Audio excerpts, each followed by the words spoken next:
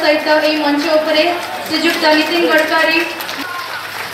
2350 कोटी टंका व्यय बरादरे ये रास्ता ब्राह्मणी नदी उपरे दुईटी पोलो सह गोटे जाजपुर जिले में आ गोटे अनुगुण ढेंकानाल जिला सीमारे दुईटी पोलो सह एक महत्वाकांक्षी रास्ता निर्माण हम जार सबुठु अधिका लाभ कामाख्या नगर सब डिविजन को मिल ये रास्ता ये अंचल केवल गमनागमन पाई नुहे ये अंचल जो आगामी दिन नुआ भारत तैयारी हम पूर्ण प्रयास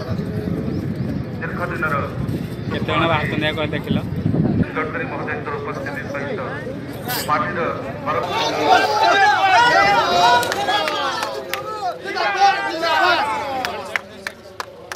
प्रधान जिंदाबाद जिंदाबाद जिंदाबाद